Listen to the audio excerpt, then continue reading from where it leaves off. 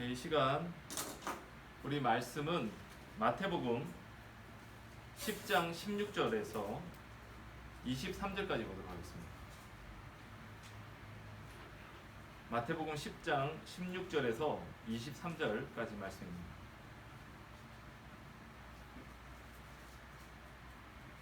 마태복음 10장 16절에서 23절 말씀을 제가 읽어드릴게요. 보라, 내가 너희를 보냄이 양을 이리 가운데로 보냄과 같도다. 그러므로 너희는 뱀같이 지혜롭고 비둘기같이 순결하라. 사람들을 삼가라. 그들이 너희를 공회에 넘겨주겠고 그들의 회당에서 채찍질하리라. 또 너희가 나로 말미암아 총독들과 임금들 앞에 끌려가리니 이는 그들과 이방인들에게 증거가 되게 하려 하심이라. 너희를 넘겨줄 때에 어떻게 또는 무엇을 말할까 염려하지 말라. 그때에 너희에게 할 말을 주시리니 말하는 이는 너희가 아니라 너희 속에서 말씀하시는 이 곧 너희 아버지의 성령이시니라. 장차 형제가 형제를 아버지가 자식을 죽는 데에 내주며 자식들이 부모를 대적하여 죽게 하리라. 또 너희가 내 이름으로 말미암아 모든 사람에게 미움을 받을 것이나 끝까지 견디는 자는 구원을 얻으리라. 이 동네에서 너희를 박해하거든 저 동네로 피하라. 내가 진실로 너희에게 이르노니 이스라엘의 모든 동네를 다 다니지 못하여서 인자가 오리라. 아멘. 오늘 말씀의 제목을 어떻게 정할까 생각을 조금 했는데 잘 못 정하겠어요. 잘 못 정했는데 그래서 나름 정해봤다면 예수님의 현실적 조언 한 이 정도로 정할 수 있을 것 같습니다. 우리 마태복음 이 10장 우리가 16절부터 봤지만 10장 1절부터 사실 쭉 연결되는 그런 이야기예요. 그게 어떤 내용이냐면 10장 앞을 보게 되면 예수님께서 12명의 제자들을 세우시고 그들에게 이스라엘의 잃어버린 영혼들에게 파송하시는 내용이 나옵니다. 그 제자들을 이스라엘의 잃어버린 양들에게로 보내면서 예수님께서 하신 이야기 중에 한 부분이 오늘 우리가 읽은 부분입니다. 오늘 이 말씀을 보면 예수님은 제자들을 보내시면서 그 제자들을 염려하시고 그들을 걱정하고 계십니다. 그 이유는 16절에 나와 있는 것처럼 보라, 내가 너희를 보냄이 양을 이리 가운데 보냄과 같도다. 지금 그들이 가는 곳이, 제자들이 가는 곳이 어떤 곳이냐? 예수님이 보실 때 그들이 들어가는 곳은 이리 소굴로 가는 곳과 같은 곳이었어요.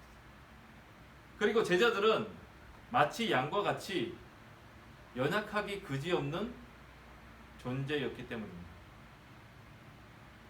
여러분, 우리가 살고 있는 이 세상은요, 사단이 통치하는 세계입니다.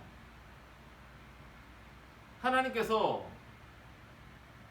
이 세상을 사단의 손에 넘겨주셨고 인간이 타락함으로 말미암아 이 세상을 사단의 손에 넘겨주셨고 하나님께서 심판하실 때까지 마지막에 예수님이 재림하시면서 이 세상을 그리고 사단을 심판하실 때까지 이 세상은 사단의 지배 아래 있습니다. 여러분, 이 말은요, 우리 믿는 그리스도인들이 살고 있는 이 현실이 결코 쉽지 않다는 의미를 포함하거든요.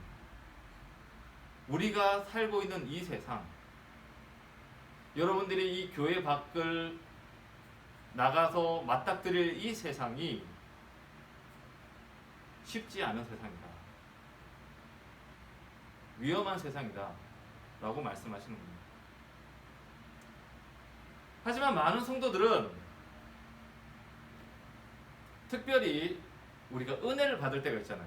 수련회, 부흥회, 또는 주일날 말씀을 들었는데 그 말씀이 나에게 꼭 맞는 말씀이에요. 나에게 너무 힘을 주고 나를 위로하고 정말 너무 예배를 통해서 설교를 통해서 은혜를 많이 받았어요. 그렇게 은혜를 받으면 많은 성도들이 마치 자신이 슈퍼 히어로가 된 것처럼 생각을 합니다. 그래서 이게 무슨 말이냐면 내가 그렇게 은혜가 충만하게 막 받고 나면 야, 이제 나는 뭐든지 다 할 수 있다. 나 세상과 싸워서도 이길 수 있고 마귀와 싸워서도 이길 수도 있고 모든 죄의 유혹은 이제 내 삶으로부터 끝이다. 그런 느낌을 우리는 받습니다. 아닌가요? 여러분, 수련회에서 은혜 제일 많이 받았을 때 생각해 보세요. 이와 같은 영적인 자신감이 우리에게 필요합니다.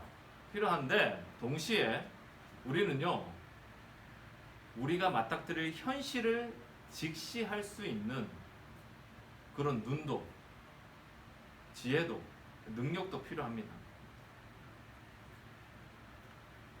우리가 부흥회나 수련회를 통해서 큰 은혜를 받고 왔어도 집에 돌아오는 순간 무너져 내리는 것은요, 우리가 그 현실을 너무 만만하게 보기 때문입니다.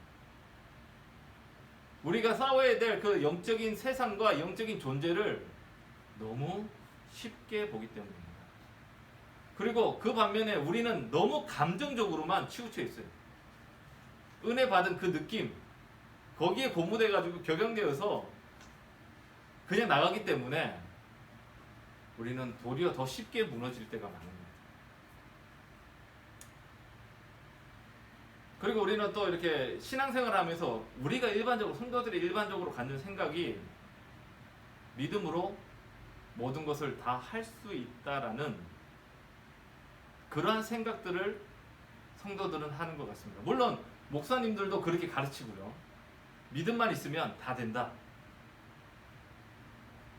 근데 여기서 이제 믿음이 어떤 믿음을 말하는지 좀 우리가 생각해 봐야 되는데, 어쨌든 간에 교회 안에 믿음 만능주의라고 부르는 것이 있는 것도 사실입니다.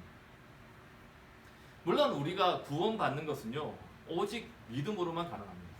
구원은 믿음 말고 다른 것으로 우리가 구원을 받을 수 없어요. 구원은 오직 믿음으로만 받아요. 그리고 우리의 신앙의 기초는 바로 이 믿음, 하나님과 하나님의 약속의 말씀인 그 성경에 대한 믿음 위에 세워지는 것이 맞아요.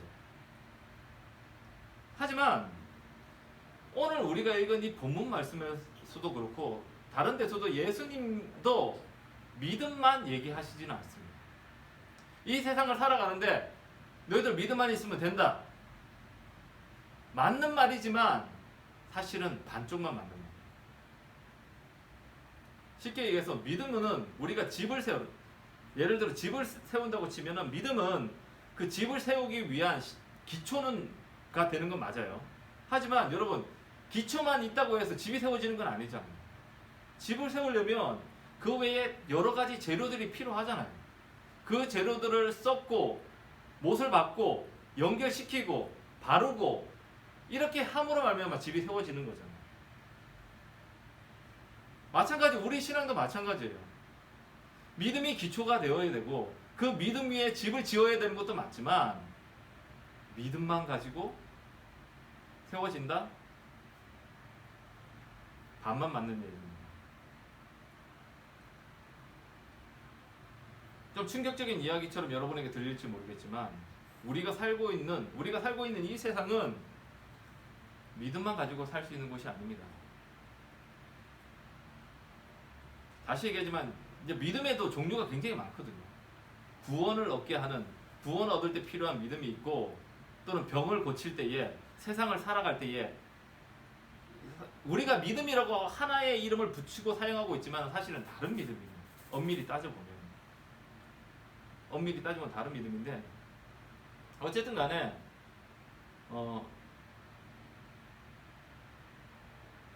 우리가 자칫 개인적인 경건 생활을 잘하고 교회 내에서 내가 잘하고 있다는 생각이 나의 능력을 좀 과대평가하게 만들고, 동시에 내 삶의 현실과 영적 전쟁의 대상인 사단에 대해서 얕잡아보는 그런 우를 범하는 경우가 많습니다.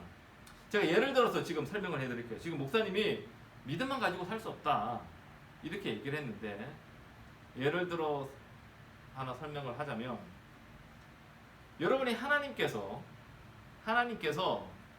일용할 양식을 주신다. 주기도문에도 나와 있잖아요, 그죠? 하나님 우리에게 일용할 양식을 달라고. 그 다음에 마태복음 몇 장이죠?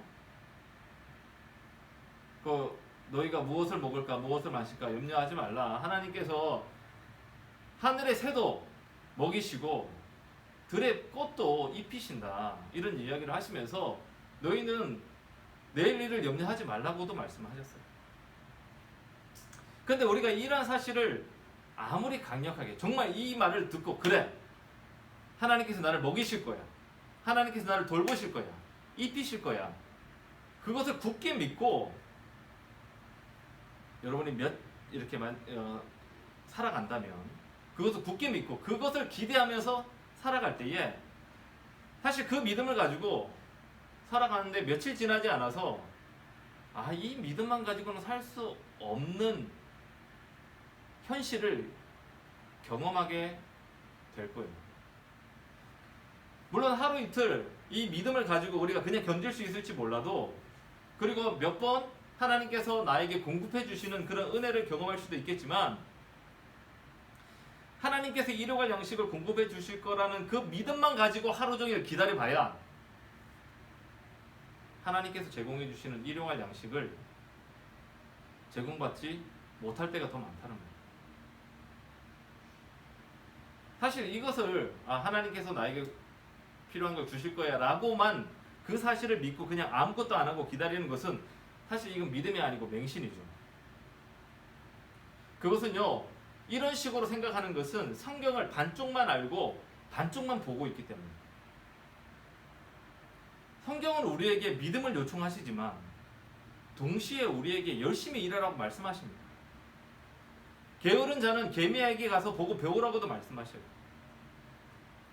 성경을 한쪽만 보게 되면 이런 신비주의에 빠지게 되고, 그리고 사실 이런 것들을 좀 약간 극대화시켜서 극적인 이미지로 극적인 어떤 이야기를 통해서 마치 그것을 좋은 믿음인 것처럼 생각하도록 만드는 것도 사실 있는 것 같아요.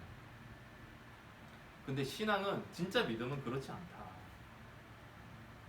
믿음은 그냥 우리가 무작정 하나님만 바라보고 하늘만 쳐다보고 있는 것이 진짜 좋은 믿음이 아니다. 하나님께서 주실 때까지 끝까지 버티고 견디는 것이 그게 다가 아니다. 그것은 성경을 반만 보는 거다. 여러분, 오늘 예수님이 누구보다 믿음을 중요하게 여기시지 않겠습니까? 그런데 오늘 우리가 읽은 이 본문 말씀에서 예수님은 제자들에게 믿음이라는 표현을 단 한 번도 사용하지 않으셨어요. 어떤 면에서 오늘 우리가 읽은 이 내용에서 예수님께서 하시는 말씀은요, 굉장히 현실적이고 구체적인 이야기를 지금 우리에게, 제자들에게 하셨어요. 16절과 17절 상반절을 읽어보면, 보라 내가 너희를 보냄이 양을 이리 가운데로 보낸 것 같도다. 그러므로 너희는 뱀같이 지혜롭게 비둘기같이 순결해라. 뱀같이 지혜롭고 비둘기같이 순결해라. 그리고 너희들 사람들을 조심해라. 이제 그렇게 17절 상반절에도 말씀하고 있고요. 그리고 또 뭐라고 하냐면, 혹시 누가 너희들을 이렇게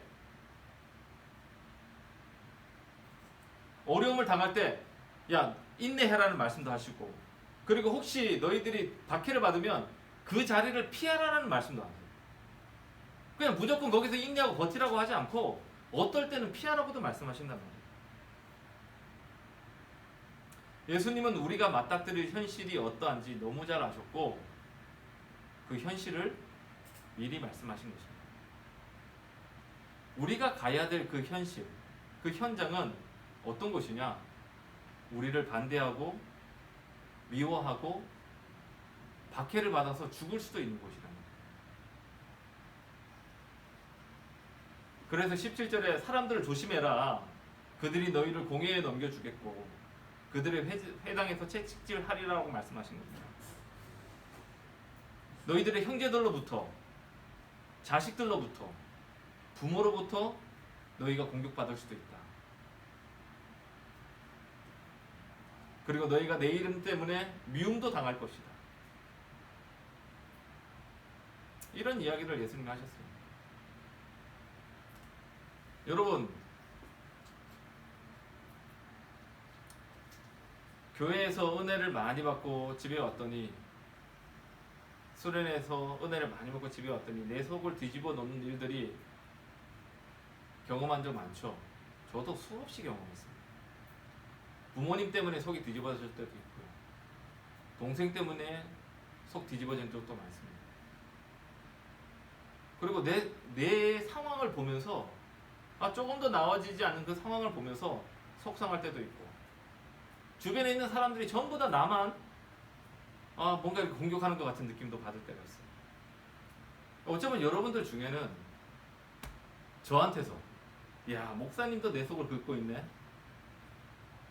그러한 적도 있을 것입니다.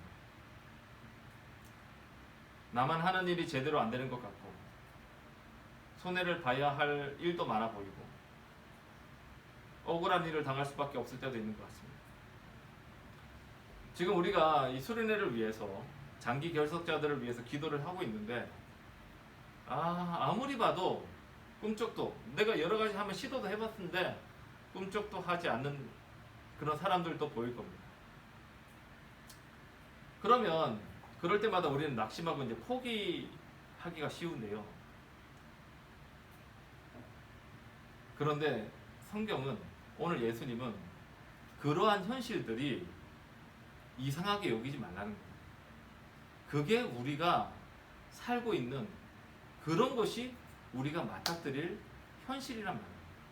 내가 기대하는 것처럼 하나님께 기도했더니 길이 쫙 열리고, 하나님께 기도했더니 문제가 다 해결되고, 하나님께 기도했더니 나를 박해하던 사람이 갑자기 하나님을 믿겠다 이야기하고, 그러한 곳이 우리가 사는 현실이 아니란 말입니다. 우리 주변엔 어떻게 해서든 우리를 사탄에게 잡아가려고 악한 영들이 호시탐탐 우리를 무너뜨리기 위해서 기회를 엿보고 있습니다. 그리고 그렇게 무차별적으로 공격해 들어오는 이 사단의 공격들을, 여러분, 우리는 우리의 힘으로 그 사단들과 싸워서 이길 수 없어요. 사단은 여러분 우리보다 훨씬 힘센 거 아시죠? 우리 자체는 영물에 비하면 연약한 존재입니다. 우리가 그 영물들을 이길 수 있는 것은 우리의 능력이 아니고 우리가 믿고 있는 예수님 때문입니다. 그래서 내 힘으로는 이런 영적인 세계에서, 영적인 싸움에서 승리할 수 없습니다. 그렇기 때문에 우리는 항상 영적 무장에 힘써야 되고 성령 하나님을 의지해야 됩니다. 예수님은 이와 같은 현실을 만나게 될 제자들에게 부탁하셨습니다. 너희가 가야 할 것이 이렇게 위험하고 어려움이 있을 것이니 너희는 뱀과 같이 지혜롭고 비둘기같이 순결해라. 사람들도 조심하고 성령님을 의지해라. 그리고 어떨 때 때로는 너희가 그런 상황을 끝까지 견뎌야 될 때도 있겠지만 또 때로는 그 자리를 피해야 할 때도 있을 것이다. 그렇게 지금 예수님께서 제자들에게 말씀하십니다. 다시 말하지만 예수님께서는 제자들에게 믿음을 가지라고 말씀하시는 것이 아닙니다. 물론 지금 이러한 모든 것들이 그 믿음, 예수님에 대한 믿음의 기초 위에서 우리가 이런 것들을 하게 되는 것은 맞지만, 믿음이 있으니까 다 잘 될 거라는 생각은, 내가 확실히 믿으니까, 굳게 믿으니까 다 잘 될 거라는 생각은 너무나도 순진한 생각이라는 거죠. 믿음이 있어도요, 그 믿음에 의해서 우리는 여전히 지혜가 필요합니다. 때에 따라서 우리는 죄를부터 나 자신을 순결하게 지켜야 될 때도 있고, 조심스럽게 사람들을 살피면서 저 사람이 어떤 사람인지, 저 사람들이 나를 어떻게 해하려고 하는지도 잘 살펴가면서 파악해야 된다는 말이에요. 그리고 어떤 상황에서는 인내함으로 견뎌야 될 때도 있어요. 이 모든 것을 가능하게 하는 것은 믿음이지만, 바른 믿음은 우리에게 현실에 맞는 바른 태도, 바른 반응을 가지게 합니다. 이것을 어떻게 그럼 할 수 있느냐? 언제 내가 어디서 무엇을 어떻게 해야 되는지를 우리가 어떻게 할 수 있느냐? 어떻게 분별할 수 있느냐? 그래서 우리에게 필요한 것은 하나님의 지혜이고 하나님의 인도하심입니다. 우리는 잘 몰라요. 그냥 단순히 내 경험만 가지고 내가 알고 있는 어떤 지식만 가지고 선택했을 때에 그거로는 불충분해요. 때로는 그런 나의 경험들이 그 문제를 해결하는 데 도움을 줄 때도 있어요. 그런데 항상은 아니에요. 그런데 분명한 것은요, 우리가 하나님을 의지할 때예요. 그리고 하나님께 나의 모든 것들을 의지할 때에 그 길은 100% 안전합니다. 왜냐? 하나님은 다 알고 계시잖아요. 하나님은 전능하시잖아요.